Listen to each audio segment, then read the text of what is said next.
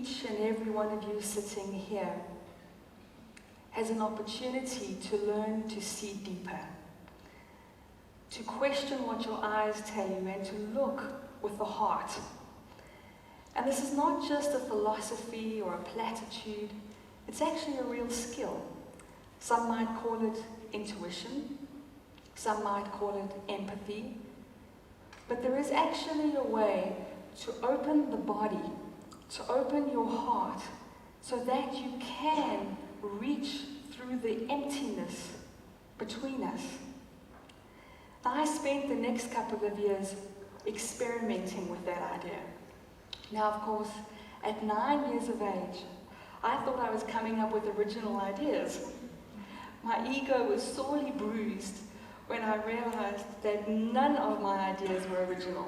Like, for example, I had a friend, and I said to her one day, you run to that side of the playground, and I'm going to stand on this side of the playground. And I'll think of numbers, and you've got to try and guess those numbers in your mind. And then we'd swap. Now, it turned out that we had a really deep connection, her and I, because we were accurate almost 8 out of 10 times. So, of course, I thought I invented telepathy. And I thought one day when I'm big, of course I didn't tell many people because they just thought that was odd, but I thought one day when I'm big, I'm going to show the world that telepathy is real. Come on, guys, I was only 9. But it was a clue. And the clue was the beginning of a journey that I had no idea would take me to this place. In the beginning, I thought what I was picking up on was that we could resonate with each other, you know? You know what it's like when you just feel what another human being is feeling. We've all had that experience, each and every one of us. And it's more than sympathy, isn't it? Not just a big softy because you cried when Free Willy jumped over, you know, and the water splashed. You're not just a softy because you experience in your body feelings that belong to somebody else. There's something else beautiful going on. There's something magical.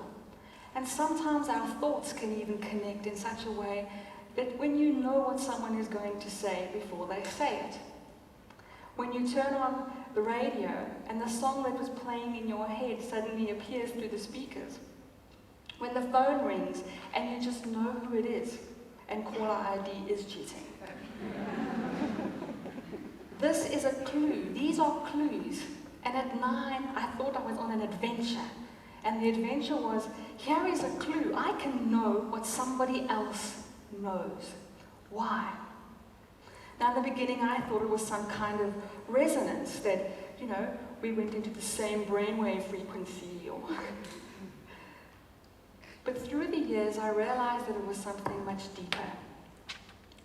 That in fact, it's not so odd that the left hand can know what the right hand knows when there's a body connecting them. And in the beginning, I resisted this idea. You know what it's like? We're talking about oneness, and we're thinking, oneness is such a beautiful concept. It touches some part of us. We feel that warm, fuzzy feeling. And then we think to ourselves, well, you know, you I could be one with, but you I'm not so sure about. Our human judgments, our fears, our preconceived ideas, the shopping mall of life. You know, you might have got this idea somewhere along the line that in order to be a spiritual person, you should not judge others. Have you tried? How's it going? How's it going? The moment you walk into the shopping mall of life, there the mind goes. And if you're trying to not do it, it makes it worse. It's like trying not to think of chocolate. Yes? I didn't like chocolate till someone told me it was bad.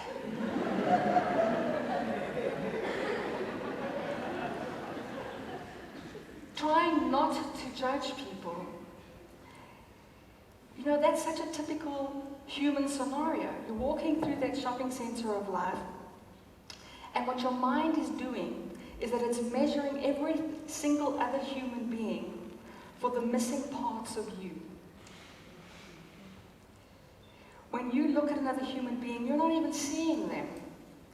When you're looking at me right now, you're seeing a part of yourself. A part of you that maybe you don't want to be right now. A part of you that you do want to be. If I tell you some of my stories, if I share some of myself, you're going to be seeing aspects of yourself. And the shopping center of life does exactly the same thing. The internal dialogue is going to be going, there is more of me than I like. There is less of me than I like. And you're going to be choosing to be one or to connect with the people you feel safe with. The people that you feel comfortable with. But what about the people that don't make you comfortable? What about the people that are frightening? And there's two kinds of frightening, by the way. The first kind of frightening is, I don't like what that is. So I'm going to push it down and make it less. And I'm going to push it down and make it less so that it's as far away from me as possible. And that's called skinner. It's an Afrikaans word for gossiping and pushing someone else down. Or it's like You might have heard someone say to you that if you've ever got the opportunity to do a public talk, what are you supposed to do to make your body feel comfortable while you're up here? What have they told Calvin guys? What have they told you? Picture everyone naked, right? That's just scary. that doesn't make you feel equal at all. In fact, that judgment mind comes all the way to the fore. Why do we do that? We do that because the body has this little written program that says, if something's frightening, you must make it less than you. You must make it smaller than you by raising yourself to a plus, by raising yourself to a, I'm just a tad superior. I don't know if you've noticed. So we do that in order to escape being equal. And by escaping being equal, we cannot connect. And by not connecting, we cannot know ourselves as one. So we push people down. The next thing we do, if we're afraid, is we raise people up. So it's one of the two, It's like, pick a one, down or up. The down one's easy to spot. But what about the raising people up? And I'm not talking about healthy respect. I'm not talking about, oh man, look at you, you guys are beautiful. I'm not talking about that. I'm talking about raising someone to a level that you don't have to be equal to either. That person's special. They're special, so they can do that. I'm just going to be me, and I'm going to hide in mediocrity. We raise people up also to avoid being equal to them because we will not be one with them either. This is our heroes.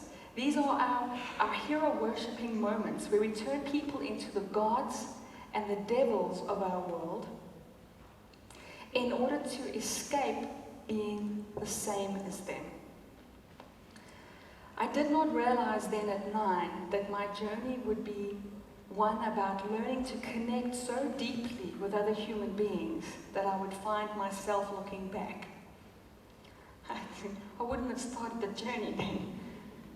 I didn't realize that by healing my own fears and learning to work with my own body, that I would find the treasure of this lifetime. And the treasure for me was to learn to see through the eyes of soul.